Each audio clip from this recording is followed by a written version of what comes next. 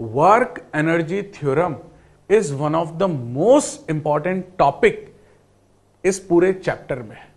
और work energy theorem से हम 2 से 3 लाइन में बड़े बड़े न्यूमेरिकल्स को ऐसे सॉल्व करेंगे जो आप न्यूटन्स लॉज ऑफ मोशन में, काइनेमेटिक्स और उनमें मिला के बड़ी बड़ी प्रॉब्लम्स करते थे। वर्क एनर्जी थ्योरम को फटाक से सॉल्व करने में आप हेल्प कर सकते हैं। काइनेटिक एनर्जी पढ़ी ली तो वर्क एनर्जी और वर्क भी हमने देख ही लिया, और वर्क एनर्जी थ्योरम दोनों को कोरिलेट करता है कि work done by all the forces acting on a body is equal to change in kinetic energy of the body, उसके बराबर होता है। तो ये जो वर्क एनर्जी थ्योरम है ये बहुत इंपॉर्टेंट है, इसको अपन पढ़ते हैं, इसका डेरिवेशन देखते हैं और इसके बाद अपन इसके न्यूमेरिकल्स करते हैं और थ्रू आउट द चैप्टर करेंगे इसको यूज अपन। ठीक है, देखिए सबसे पहले आते हैं वर्क एनर्जी थ्योरम को शॉर्ट फॉर्म में वेट कह सकते हैं आप। ठीक है, वेट का कोई और मतलब नहीं है, वर्क एनर्जी थ्योरम से बात कर रहा हूं मैं। Work done by all the forces, bracket को छोड़ें अभी, एक्टिंग ऑन ए पार्टिकल और an object is equal to change in kinetic energy. Body पे लगने वाली सारी फोर्सेस के कारण, all the forces acting on the particle और the body is equal to change in kinetic energy. Work done by all total forces, all the forces, all लिखे, total लिखे, is equal to delta के। What is delta K? Half M we final minus half M we initial square इसके बराबर होगा। अच्छा, all के bracket में लिखा हुआ है conservative, non conservative, external, internal. Conservative, non conservative अभी तक हमने पढ़ा नहीं, आने वाले चैप्टर्स में हम पढ़ेंगे। कौन से वाले चैप्टर्स में पढ़ेंगे? इसी चैप्टर में पढ़ेंगे, अगले लेक्चर में या इसी लेक्चर में आगे कंजर्वेटिव, नॉन कंजर्वेटिव फोर्सेस के बारे में। तब तक आप ये मानिए जितनी भी फोर्सेस लग रही है, चाहे इंटरनल हो, चाहे हम बाहर से लगा रहे हो, एयर फ्रिक्शन हो, किसी भी तरह का आपने जो फोर्सेस अभी तक पढ़ रखी है न्यूटन्स लॉज ऑफ मोशन में, सारी फोर्सेस के कारण जो वर्क, और जो आगे पढ़ेंगे अगले चैप्टर्स में, उस सारी फोर्सेस के कारण work half M V square minus half M we initial square के बराबर होगा। Final minus initial by work done by all will be equal to final kinetic energy minus initial kinetic energy. चाहे तो आप half M we final square minus half M we initial square लिख दें। ठीक है, और फोर्स चाहे constant हो चाहे वेरिएबल हो, ये दोनों के लिए एप्लीकेबल है। एनी टाइप ऑफ फोर्सेस के लिए ये एप्लीकेबल है। तो आसान है ना, हमने वर्क में तो कांस्टेंट के लिए और वेरिएबल के लिए अलग अलग करा था, और यहां तो एक ही है। डेरिवेशन जस्ट आपको समझाने के लिए है, याद नहीं रखना। ठीक है, हम पहले कांस्टेंट फोर्स के लिए खेल लेते हैं, फिर अपन वेरिएबल फोर्स पे भी आएंगे। ठीक है, V square equal to you square plus 2s, कुछ याद आ रहा है? और ये रिलेशन भी याद होगा, F is equal to m into a. तो इस इक्वेशन में जहां पे ए आ रहा है, ए की जगह हम क्या लिख सकते हैं? मास को इस तरफ भेज दे, F बाई एम लिख दिया। ठीक है ना, v square equal to you square plus 2s, u को उधर लेके v square minus u square is equal to twice of F by m into s. M by 2 को उधर भेज दे, F into s. F into s किसके बराबर आ गया? m by 2 v square minus u square. अरे व्हाट इज F इंटू एस? Work done, force into displacement. जो भी नेट फोर्स होगा उसी के कारण तो एक्सेलरेशन आएगा। Net force into displacement work done के बराबर आ गया, is equal to half M final का स्क्वायर माइनस इनिशियल का स्क्वायर, फाइनल का स्क्वायर माइनस इनिशियल का स्क्वायर। ये आपके वर्क डन का फॉर्मूला आ गया। ठीक है, ये है कांस्टेंट फोर्स के कारण। अब याद रखना, work done by all is equal to delta K, work done by all is equal to delta K. ठीक है, ये था कांस्टेंट फोर्स के कारण। अब अपन वेरिएबल फोर्स के कारण भी देखते हैं, सेम आएगा। अपने पास टाइम है इसलिए अपन डेरिवेशन वगैरह पूरे देख रहे हैं, वरना बोर्ड पॉइंट ऑफ व्यू में भी ज्यादा इंपॉर्टेंट नहीं रहता ये। आप देखिए, work done integration of F D x ऐसे लिखा था, फोर्स को क्या लिख सकते हैं? एम इंटू ए। ठीक है, एम कांस्टेंट रहेगा, मैक्सिमम टाइम बाहर निकाला। एक्सीलरेशन को या तो आप लिखते हैं डीवी बाई डी टी, और आपको याद होगा एक्सेलरेशन ऐसे भी लिख सकते हैं v dv बाय dx। तो हमने v dv बाय dx वाला यूज करा क्योंकि मुझे चेंज इन काइनेटिक एनर्जी निकालना है। dx से dx जे बोले तो v dv बचा। क्या बचा? v dv। ओ यहां पे m गायब है, अपन ऐड कर देते हैं m। तो m integration of v dv, v की पावर कितनी है? 1। तो v की पावर 1 है तो v स्क्वायर बाई 2, पहले फाइनल फिर इनिशियल। अरे आ गया half m v square minus u square. तो half m v square minus u square जो ये रिलेशन है ये फिर से आ गया। और मैं तो बोल रहा हूं इसको आप याद रखें, इसको आप याद रखें। Work done by all the forces is equal to change in kinetic energy. Work done by all the forces acting on the body is equal to change in kinetic energy. ठीक है, पहले मैं आपको समझाऊंगा कि न्यूमेरिकल में इसको आप कैसे यूज करेंगे और फिर धीरे धीरे करके जीरो से लेके हर लेवल तक के अपन न्यूमेरिकल करने की कोशिश करेंगे। ठीक है, ठीक भाई। How to use work energy theorem. Work energy theorem को हम कैसे यूज करेंगे? मैं तो बोलूंगा आप सवाल पढ़े, इनिशियल पॉइंट ढूंढे, फाइनल पॉइंट ढूंढे। इनिशियल पॉइंट और फाइनल पॉइंट दोनों की आप काइनेटिक एनर्जी लिखें, स्पीड पता करके काइनेटिक एनर्जी लिखें। क्योंकि वर्क किसके बराबर होता है? डेल्टा के ई के बराबर होता है। लेफ्ट हैंड साइड में क्या आएगा? वर्क, और राइट हैंड साइड में क्या आएगा? Change in kinetic energy. तो आपने चेंज इन काइनेटिक एनर्जी तो नोट कर लिया, और इस तरफ कितनी फोर्सेस वर्क कर रही है? W1 plus W2 plus W3। भैया स्केलर का फायदा उठाएं, 2 फोर्सेस लगे, 3 फोर्सेस लगे, स्केलर का फायदा उठाएं। Write down all the work, write down work done by all the forces acting on the body, जितनी भी कर रही है इनिशियल से फाइनल उसको लिखें। आपने काइनेटिक एनर्जी निकाल ली, फाइनल इनिशियल वर्क निकाल लिया, तो भैया क्या बचा? इक्वेट करें। क्या करें? इक्वेट।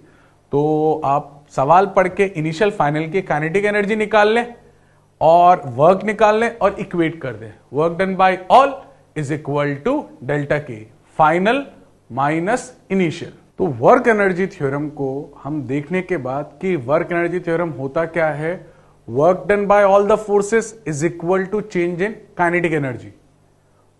इसको डेरिवेशन को भी देखने के बाद मैं तो बोलूंगा आप रिजल्ट याद रखें और न्यूमेरिकल पढ़ के अप्रोच लगाएं। ठीक है, और न्यूमेरिकल कैसे करना है? इनिशियल पोजीशन देखें, फाइनल पोजीशन देखें, इनिशियल स्पीड लिखें, फाइनल स्पीड लिखें। यह आपके आरएचएस का काम हो गया, चेंज इन काइनेटिक एनर्जी का। और एलएचएस में क्या आ गया? Work done by all. Step number 3 equate करें, खत्म। ठीक है, आराम आराम से न्यूमेरिकल पढ़ते हैं और इसमें अपन वर्क एनर्जी थ्योरम का यूज करते हैं, क्योंकि अभी अपन वर्क एनर्जी थ्योरम देख रहे हैं। वर्क एनर्जी थ्योरम में एक पार्टिकल है जिसका मास है 2 किलोग्राम, जिसकी वेलोसिटी यहां से यहां चेंज हो रही है। Find work done by the force in the process. एक फोर्स एक पार्टिकल की स्पीड यहां से यहां तक चेंज करती है ना? अच्छा, ये जो वेलोसिटी दे रखी है, पहले आप इसकी स्पीड निकालें। ये है इनिशियल स्पीड और ये कितनी है? फाइनल। और work done by all is equal to half m। m constant है तो खत्म हो गया सवाल। Work done by force half m v final square minus v initial square, खत्म। फाइनल भी दे रखा है, इनिशियल भी दे रखा है, आई कैप जी कैप की फॉर्म में है, तो अंडर रूट ऑफ आई वाले का स्क्वायर प्लस जे वाले का स्क्वायर, क्वेश्चन खत्म। Initial speed, final speed, work done, आ गया आपका आंसर। ठीक है, देखिए फाइनल स्पीड है ये, तो कैसे लिखना है? अंडर रूट ऑफ आई वाले का स्क्वायर जे वाले का स्क्वायर। अरे कैलकुलेट करने की भी जरूरत नहीं है अभी, आई वाले का स्क्वायर जे वाले का स्क्वायर, क्योंकि जब आपने स्पीड निकालनी है तो स्क्वायर निकालना है, स्क्वायर करेंगे तो अंडर रूट ऑटोमेटिकली हट जाएगा। तो work done by the force F is equal to delta K, kinetic energy final minus kinetic energy initial, half m। Final का स्क्वायर इनिशियल का स्क्वायर, फाइनल कितना है? इसका स्क्वायर, तो ये अंडर रूट हटा दें आप, 4 square plus 6 square minus 1 square plus 2 square, क्योंकि इसका भी तो स्क्वायर जाएगा ना, v इनिशियल का भी तो क्या जाएगा? Square, 1 square plus 2 square. ठीक है, तो उसको आप सॉल्व करेंगे, ये कुछ आएगा नियर अबाउट 47 जूल। ठीक है, कैलकुलेट पूरा करें आप, ये 47 जूल के आसपास आएगा आपका। ठीक है, तो आपने वर्क एनर्जी थ्योरम का यूज करते हुए पहला न्यूमेरिकल देखा। धीरे धीरे आगे बढ़ते हैं। अब एक आपके सामने पिक्चर रखी हुई है। ब्लॉक ए ग्राउंड पे है, ग्राउंड हॉरिजॉन्टल सरफेस पे है। यहां से इनिशियल पोजीशन से फाइनल पोजीशन तक कोई फोर्स लग रही है जो उसको यहां से यहां तक डिस्प्लेस कर रहा है। डिस्प्लेसमेंट दे रखा है 10 मीटर का, मास दे रखा है, इनिशियल स्पीड दे रखी है, फाइनल स्पीड दे रखी है। आपसे पूछा है constant force applied on the block, मतलब F कांस्टेंट है, स्पीड 2 से 8 बढ़ा रहा है। हमको क्या निकालना है? Find work done by the force, find work done by the force and the magnitude of force. एक तो फोर्स के द्वारा वर्क डन निकालना है और उसका मैग्नीट्यूड भी कैलकुलेट करना है। ठीक है, तो वर्क एनर्जी थ्योरम से पहले तो हम लिख देंगे हाफ m फाइनल का स्क्वायर माइनस इनिशियल का स्क्वायर। मास पता है, स्पीड, फाइनल, इनिशियल दोनों पता है, वर्क आ गया। क्या आ गया? वर्क। और वर्क को क्या लिख सकते हैं? Force into displacement.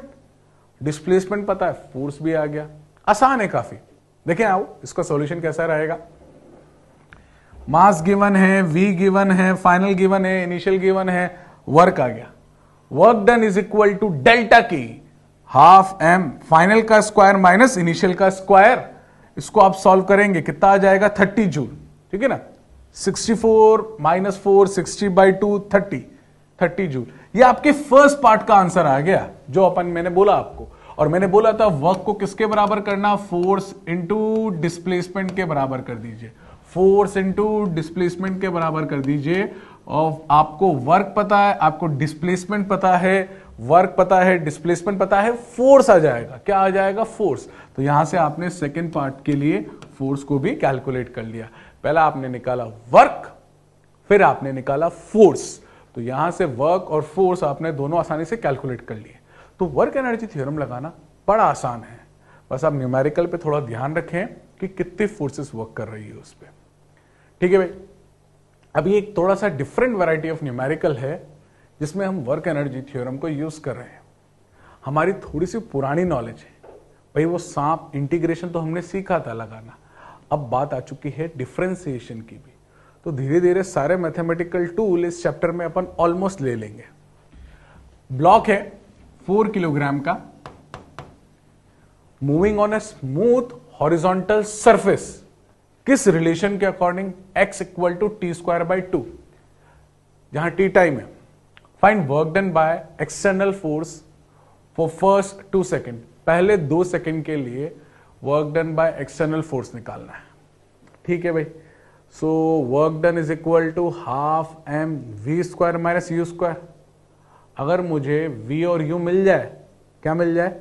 Final velocity और इनिशियल वेलोसिटी। मास दे रखा है, काम खत्म है। पर फाइनल और इनिशियल कैसे निकालें? यहां तो मैं x दे रखा है, पर हमें यह रिलेशन याद है कि v किसके बराबर होता है? dx बाय dt के। तो यहां से हमें स्पीड और टाइम में रिलेशन पता लग जाएगा। और टाइम में रिलेशन मिलने के बाद आसानी से मैं फाइनल स्पीड और इनिशियल स्पीड को कैलकुलेट कर सकता हूं। देखिए, सबसे पहले हमारे पास ये रिलेशन है, इससे हमें स्पीड निकालना था। मैंने बताया था dx बाय dt करें, इसको डिफरेंशिएट करें टाइम के रेस्पेक्ट में, तो t² का डिफरेंशिएशन हो जाएगा 2t। तो v कितना आ गया? t। अब मुझे इनिशियल स्पीड भी पता करनी है और फाइनल स्पीड भी पता करनी है। तो t इक्वल टू 0 टू कितना चलना है भैया? 2 सेकेंड। तो स्टार्टिंग कहां से? 0 से। तो t इक्वल टू अब 0 रखेंगे तो इनिशियल स्पीड आएगी 0, क्योंकि v t के बराबर है। यहां पे v किसके बराबर है? t के। और t इक्वल टू 2 पुट करोगे, v फाइनल। भैया खेल खत्म। इनिशियल स्पीड पता है, फाइनल स्पीड पता है। Half m v final square minus v initial square by using वेक्ट work energy theorem. Half m v final का स्क्वायर माइनस v इनिशियल का स्क्वायर। मास गिवन है 4 फाइनल इनिशियल 2 2 जा 4 4 2 जा 8 जूल आ गया आपका, क्योंकि यहां पे 2 2 जा 4 होगा, 2 से 2 गया तो 4 इंटू 2 या 2 इंटू 4 8 जूल आपका आंसर आ जाएगा। ठीक है, ये आप अप्रोच याद रखना, मैं फिर कह रहा हूं न्यूमेरिकल की अप्रोच याद रखना कि ऐसे वैरायटी ऑफ क्वेश्चन में स्टार्टिंग आनी चाहिए। एग्जाम में टाइम बड़ा कम रहता है हमारे पास, तो स्पीड हमारी तभी बनेगी जब हम अप्रोचेस को याद रखें। न्यूमेरिकल को नहीं रटना है, अप्रोच याद रखनी है। ऐसा न्यूमेरिकल हो अप्रोच ये लगानी है, ठीक है। अप्रोचेस याद करते चले, आगे बढ़ते चले। अब थोड़ा सा अपन आगे बढ़ते हैं और ऐसे वैरायटी ऑफ क्वेश्चंस पे चलते हैं जहां पे डायग्राम वगैरह दे रखा हो। ग्राउंड से ऊपर एक कोई सरफेस दे रखी है हमको, स्मूथ सरफेस है, ए से बी। यहां पे हाइट है 20, यहां पे हाइट है 35, यहां पे स्पीड है इसकी इस ब्लॉक की 30 मीटर पर सेकेंड, और ये ब्लॉक सरफेस से टच होते हुए ही चलता है, कभी सरफेस को छोड़ता नहीं है। A block has given a velocity of इतना on a smooth surface, find velocity when it reaches point B. कहां पे? Point B. अच्छा, अब मेरे को वेलोसिटी निकालना है, तो यार अपने पास फॉर्मूला था work is equal to half M we final square minus we initial. ये पता है, ये पता है। अगर ये पता लग जाए ना वर्क डन, तो हम ये फाइनल वेलोसिटी निकाल सकते हैं। अगर हमें ये पता लग जाए, ये तो पता ही है, इनिशियल मास पता है यार, ये v पता लग जाए ना तो हमारा काम चल जाएगा, ठीक है। तो अब v निकालें कैसे, या v के लिए वर्क कैसे निकालें? तो पहले आप सोचें कि यहां पे हाइट है 20, ये ऊपर गया, तो कौन सी फोर्स ने वर्क करा? फ्रिक्शन है नहीं, और नॉर्मल सरफेस के परपेंडिकुलर रहेगा, तो नॉर्मल का वर्क तो हर केस में कितना जाएगा? 0। और यहां से यहां तक हाइट में चेंज आ रहा है, तो कौन सी फोर्स होगी जो वर्क कर रही है? मैंने आपको बताया था और पॉइंट लिखवाया था और उसको एक्सप्लेन करा था न्यूमेरिकल में कि ग्रेविटेशनल फोर्स सिर्फ वर्टिकल हाइट पे डिपेंड करता है। इसका मतलब यहां पे कौन सी फोर्स वर्क करेगी? Work done by gravity, work done by gravity. Gravity नीचे लग रही है, डिस्प्लेसमेंट ऊपर हो रहा है। भाई यहां से यहां तक हाइट में डिफरेंस कितना है? 35 माइनस 20, 15 का। mg कहां लग रहा है? नीचे। और डिस्प्लेसमेंट कहां हो रहा है? ऊपर। mg नीचे, डिस्प्लेसमेंट ऊपर, mg नीचे, डिस्प्लेसमेंट ऊपर। वर्क डन बाय ग्रेविटी कितना हो जाएगा? Minus M G H. ये किसके बराबर हो जाएगा? Half M we final square minus we initial square. m से m गया, ठीक है। g 10 ले लेते हैं। हाइट कितना आ गया डिफरेंस? 15 मीटर का। u पता है, v निकल गया आसानी से। आप सवाल पढ़ के सोचें कि कौन सी फोर्स वर्क कर रही है। मैंने बोला step number 1 v final v initial, step number 2 work कौन कर रहा है, फिर स्टेप नंबर 3 इक्वेट करें। इस तरह से आप सवाल को करेंगे, आसानी से आपका आंसर आ जाएगा। देखिए यहां पे हमने लिखा वर्क डन डेल्टा के ए के बराबर। कौन सी फोर्स वर्क कर रही है? ग्रेविटी की। तो work done bye mg half m final initial. Gravity minus क्योंकि ग्रेविटी नीचे लग रही है और डिस्प्लेसमेंट ऊपर हो रहा है। 35 माइनस 20, 15। m से m कैंसिल, तो आप, और इनिशियल कितना दे रखा है? 30 का स्क्वायर 900। क्रॉस मल्टीप्लाई करके सॉल्व करेंगे, आपकी फाइनल स्पीड कितनी आ जाएगी? v फाइनल सॉल्व करने पे आ रही है अंडर रूट ऑफ 600 मीटर पर सेकेंड। कितना आ रहा है?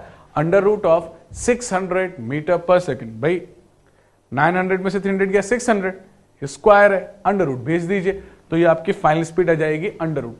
तो आप चाहें तो 100 को में से एक 10 बाहर निकाल सकते हैं, 10 रूट 6, ठीक है। इस तरह से आप न्यूमेरिकल को सॉल्व करेंगे। अप्रोच का ध्यान रखना, कौन सी फोर्स वर्क कर रही है इज इक्वल टू डेल्टा के। और इसमें मोशन कैसा हो रहा है उससे मतलब नहीं है, इनिशियल पॉइंट से मतलब है, फाइनल पॉइंट से मतलब है। और मैंने बोल दिया था किसी भी तरह की फोर्स वर्क कर रही हो हमें फर्क नहीं पड़ता, ठीक है ना। कंजर्वेटिव नॉन कंजर्वेटिव वर्ड आगे अपन पढ़ेंगे उसे। और आगे बढ़ते हैं, ठीक है। सवाल पढ़े आप। पार्टिकल है 2 किलोग्राम का, इस प्रोजेक्टेड अपवर्ड, कहां फेंका? ऊपर, विथ 30 मीटर पर सेकेंड। तो कुछ प्रोजेक्टाइल का क्वेश्चन हो गया, इसको फेंका अपन ने ऊपर 30 मीटर पर सेकेंड से। If it attains a maximum height of 40 metre, 30 metre पर सेकेंड से भेजा, मैक्सिमम हाइट है मैक्सिमम हाइट कहां पे होगी, जहां पे जाके उसकी स्पीड कितनी हो जाएगी, वापस से 0। यहां पे फेंका आपने कितने से, 30 से। ये बोल रहा है मैक्सिमम हाइट कितनी है भैया, मैक्सिमम हाइट है 40।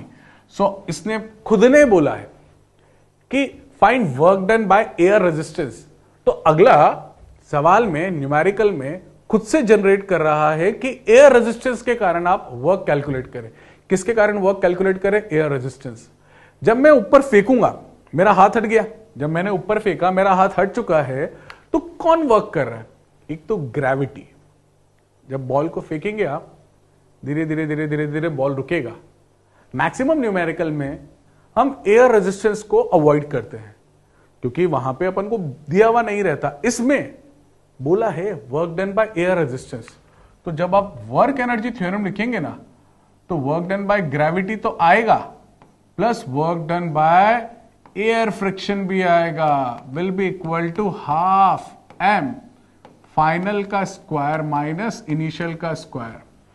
हाफ m फाइनल का स्क्वायर माइनस इनिशियल का स्क्वायर, ऐसा चलेगा। ठीक है, ये हम ग्रेविटी का वर्क निकाल लेंगे। फाइनल स्पीड, इनिशियल स्पीड पता ही है, मास पता है, work done by air resistance आ जाएगा। बॉल को फेंका, थोड़ा सा आगे शो करा है, हालांकि जाएगा वर्टिकली ताकि आपको डायग्राम क्लियर हो जाए। ये कब तक ऊपर जाएगा, जब तक कि इसकी स्पीड कितनी नहीं हो जाती, 0। Final speed 0, initial speed 30। Gravity काम वर्क कर रही है नीचे, mg नीचे, डिस्प्लेसमेंट ऊपर, mg नीचे, डिस्प्लेसमेंट ऊपर। तो वर्क डन बाय ऑल में जब ग्रेविटी और फ्रिक्शन लिखेंगे, दो ही तो है ना, एयर रेजिस्टेंस है ना, फ्रिक्शन मतलब Fr लिखा है, इसका मतलब क्या है, एयर रेजिस्टेंस। कौन सा रेजिस्टेंस, एयर रेजिस्टेंस, उसी की बात चल रही है। हाफ m v फाइनल का square, half m v initial. भाई मास कितना है, 2, पुट करें ना यहां पे, खत्म करें। Final speed 0, initial speed 30, put कर दिया। और ग्रेविटी का वर्क mgh, mg नीचे h ऊपर, mg नीचे h ऊपर, माइनस mgh। तो ये आपका जो एयर रेजिस्टेंस वाला पार्ट है ये बचेगा। आप इसको उधर भेजे, ये कितना आया, -800, उधर भेजेंगे। और ये आपका नेगेटिव आया। अरे भैया आना भी तो चाहिए ना, बॉल को आप ऊपर फेंकोगे, हवा रोकने की कोशिश करेगी, तो फ्रिक्शन के एयर रेजिस्टेंस रेजिस्ट कर रहा है, एयर रेजिस्ट कर रहा है, तो रेजिस्ट करेगा तो वर्क नेगेटिव तो आना ही चाहिए, और वर्क नेगेटिव ही आ रहा है।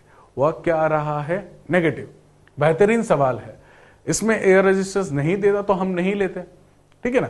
और अगर एयर रेजिस्टेंस नहीं होता तो वो 40 से थोड़ा और ऊपर की तरफ जाता। ठीक है, अगला सवाल देखिए, इसको आप न्यूटन्स लॉज ऑफ मोशन से जरूर से ट्राई करिएगा। ये जो सवाल है ना, आप एनएलएम से ट्राई करिएगा, और आप मेरे हिसाब से 1 से 1.5 पेज में या 1 पेज में, आपके राइटिंग पे डिपेंड करता है, ज्यादा भी ले सकते हैं यहाँ, और टैलेंट पे आपके, कि आप इसको कितनी जल्दी इस न्यूमेरिकल को न्यूटन्स लॉज ऑफ मोशन या काइनेमेटिक्स की हेल्प से करते हैं। ठीक है ना। और वर्क एनर्जी थ्योरम इसको कैसे फटाक से कर देता है।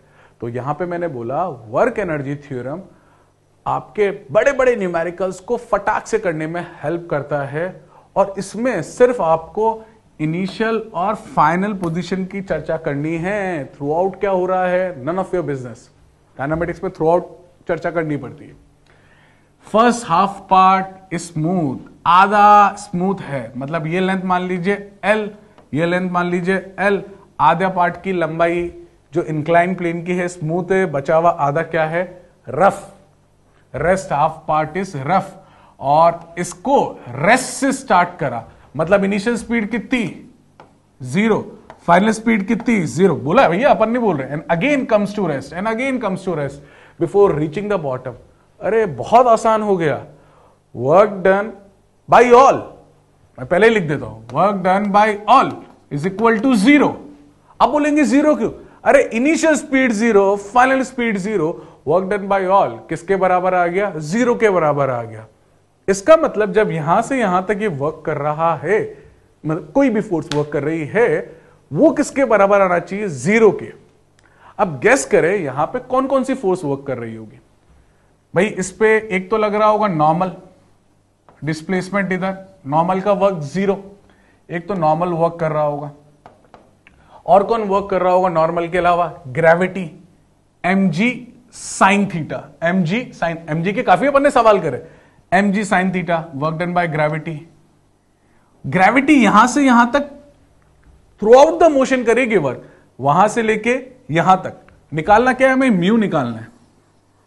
ग्रेविटी यहां से यहां वर्क करेगी, पर फ्रिक्शन केवल आधी लेंथ पे वर्क करेगा, फ्रिक्शन भी तो करेगा, plus work done bye F R, ये किसके बराबर आ गया? 0। नॉर्मल का वर्क तो 0, इसका मतलब work done by gravity will be negative of work done by friction. खत्म हो गया सवाल, ठीक है ना? देखिए अपन ने पूरा इसको समझा अच्छे से। यहां से यहां तक की लेंथ को L मान लिया, इस लेंथ को L मान लिया, आप L/2 भी मान सकते हैं ना, थोड़ा कैलकुलेशन आसान पड़ जाएगा, L/2 में फ्रैक्शन आ जाता है।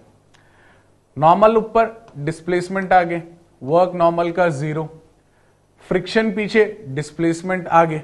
अच्छा, फ्रिक्शन यहां पे मैंने बनाया है, वो यहां पे एफबीडी ने बना के ऊपर, फ्रिक्शन लगेगा नहीं। फ्रिक्शन जब रफ सरफेस आएगी ना तभी लगेगा, जब रफ सरफेस आएगी। एफबीडी एक जगह बना दिया मैंने, क्योंकि ये नीचे जाएगा तो फ्रिक्शन पीछे की तरफ लगेगा। फ्रिक्शन पहली एल लेंथ पे बिल्कुल नहीं लगेगा, ये यहां से यहां तक की जो पहली एल लेंथ है इस पे बिल्कुल भी नहीं लगेगा। यहां से यहां तक की जो ये लंबाई है इस पे फ्रिक्शन बिल्कुल भी नहीं लगेगा। फ्रिक्शन लास्ट हाफ पार्ट पे लगेगा। कितने पार्ट पे लगेगा? लास्ट हाफ पार्ट पे। Work done by normal, work done by gravity, work done by friction, half m 0 0, ठीक है? Work done by normal 0। mg का कौन सा कंपोनेंट लग रहा है? mg sine theta. कितना चल रहा है? L प्लस L, टोटल कितना चल रहा है? 2L। L plus L, total कितना चल रहा है? 2L।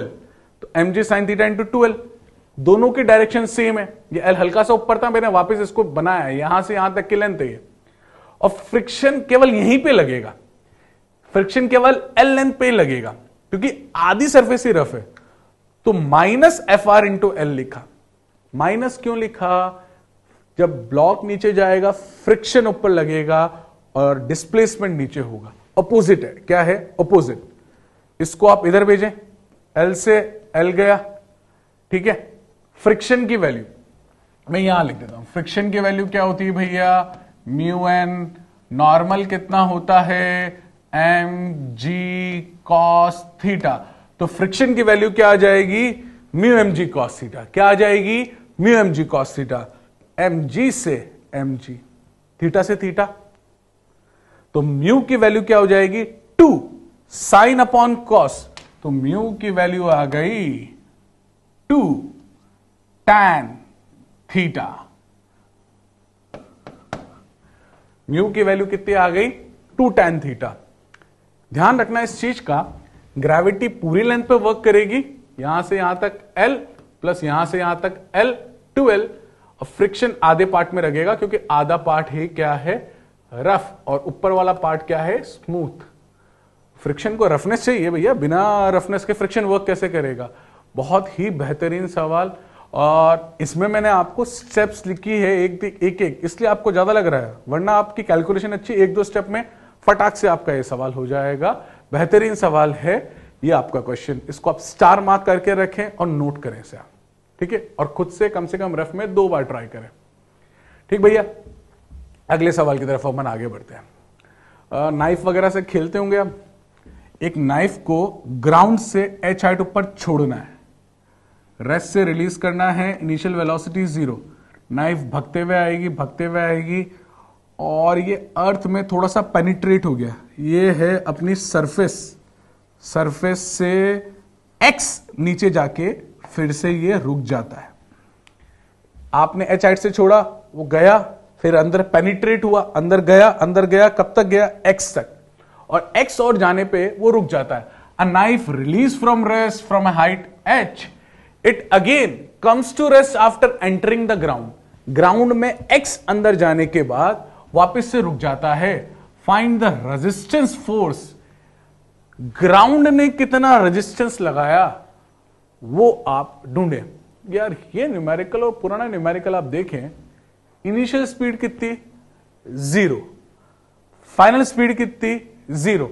अरे तो जब वर्क एनर्जी थ्योरम लगा रहे हैं तो वर्क डन बाय ऑल 0 के बराबर आ गया, और यहां पे एक फोर्स वर्क कर रही है 2, मैं तो बोला वर्क डन बाय ऑल 0 के बराबर आ गया।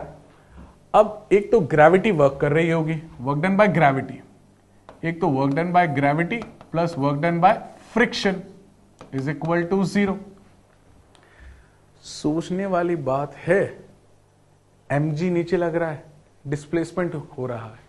आप ये बताएं ग्रेविटी कितना डिस्प्लेसमेंट करवा रही है, h करवा रही है या h प्लस x? अरे ग्रेविटी तो पूरा तक लगता है ना, ये थोड़ी थोड़ा सा धरती के नीचे जाएंगे ग्रेविटी गायब हो जाएगा। h प्लस x, तो ग्रेविटी ने टोटल डिस्प्लेसमेंट कितने का करवाया? h प्लस x का। और जब सरफेस के अंदर जाएगा, यही तो बोला है resistance offered by the ground to the knife, तो फ्रिक्शन केवल इतने से हिस्से में लगेगा ऊपर की तरफ, Fr फ्रिक्शन केवल ऊपर की तरफ लगेगा, डिस्प्लेसमेंट नीचे की तरफ, तो फ्रिक्शन सिर्फ और सिर्फ लगेगा x डिस्प्लेसमेंट तक। ठीक है, हमने बोला work done by all is equal to delta की। कौन कौन वर्क कर रहा है? Gravity of friction final 0, initial speed 0, ये 0 के बराबर, वो अपन ने पहले बता दी थी, ये पूरा का पूरा किसके बराबर जाएगा? 0 के बराबर जाएगा। mg आपको बोला h प्लस x अंदर वाला, तो mg h प्लस x आ गया, माइनस Fr क्यों यार? क्योंकि यहां पे आप देखें अभी जाता है, Fr ऊपर की तरफ लग रहा है, x नीचे की तरफ जा रहा है, तो ये जो इसका वर्क होगा, इसका जो वर्क होगा वो नेगेटिव होगा, minus Fr into x. Fr into x को उधर भेजें आप।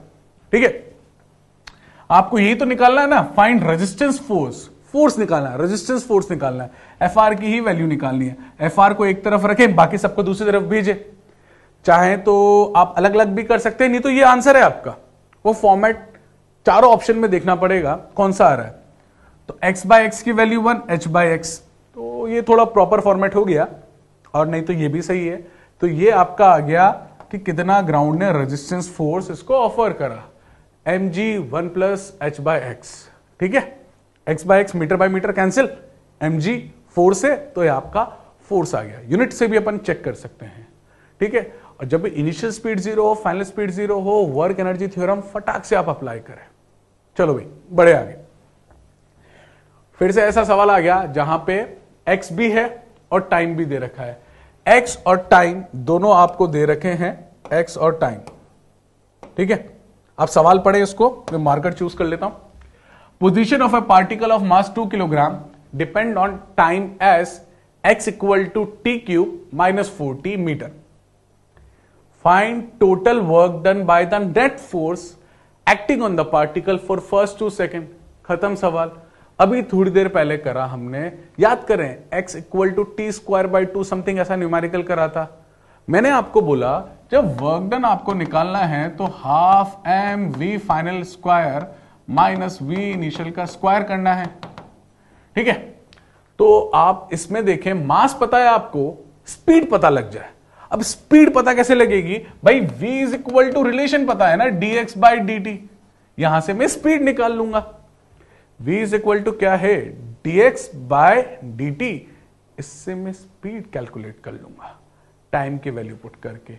इसको डिफरेंशिएट करें, देखिए भाई, मास दे रखा है, x दे रखा है, डिफरेंशिएट करें टाइम के रेस्पेक्ट में, t क्यूब का क्या हो जाएगा? 3t स्क्वायर, और 4t का डिफरेंशिएशन क्या हो जाएगा टाइम के रेस्पेक्ट में? 4।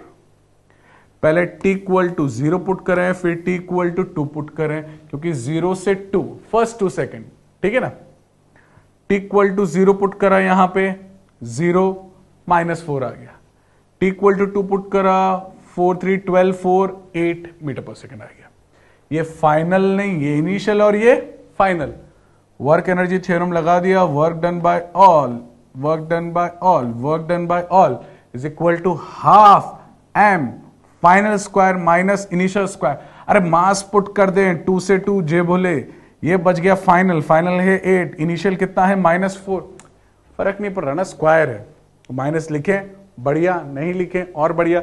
हाँ, बीच वाला माइनस गायब ना कर दें, माइनस माइनस प्लस ना करें। ठीक है, तो 64 में 16, थोड़ी कैलकुलेशन डिफिकल्ट पड़ेगी, 48 जूल आपका आंसर आ जाएगा।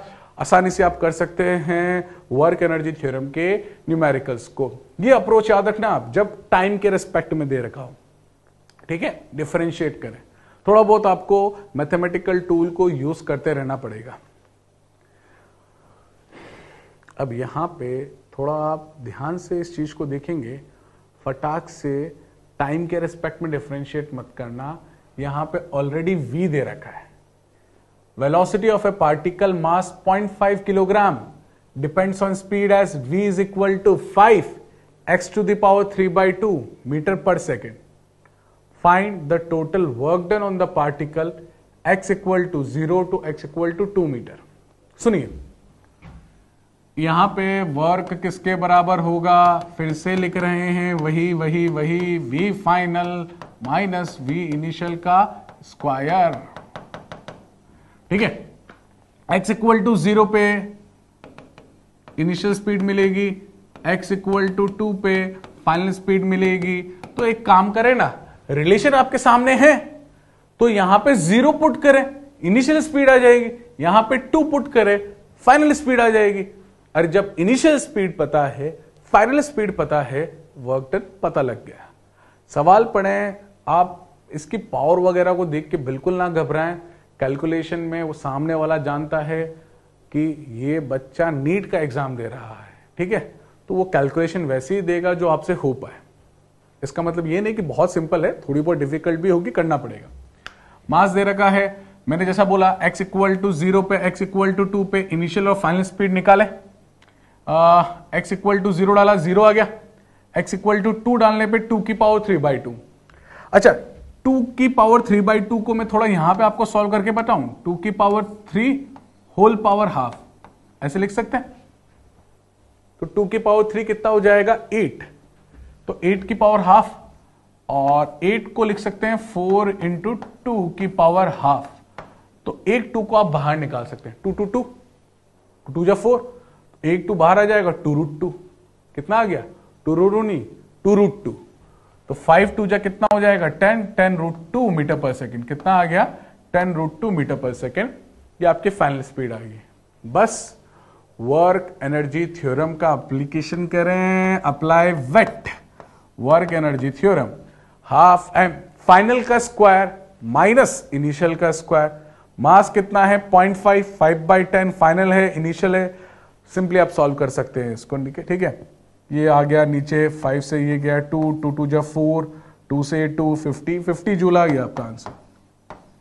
तो आसानी से आप न्यूमेरिकल को सॉल्व कर सकते हैं 50 जूल तक, ठीक है, या जैसा भी आ रहा हो।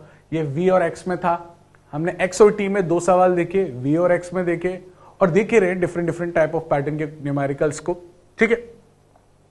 यहां पे आपको एक फोर्स दे रखा है, a force F is equal to इतना displaces a particle of mass m of 2 kilogram, m नहीं 2 kilogram, from x equal to 0 to x equal to 10 metre.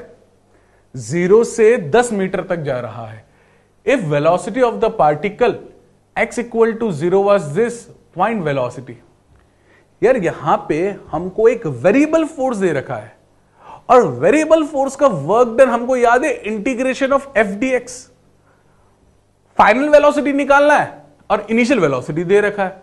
अरे work done is equal to kinetic energy final minus kinetic energy initial, या half M we final minus we initial. इसमें particle का mass पता है, initial velocity पता है, final पता है। तो आप एक काम करें ना, कैसे भी करके वर्क पता कर लें।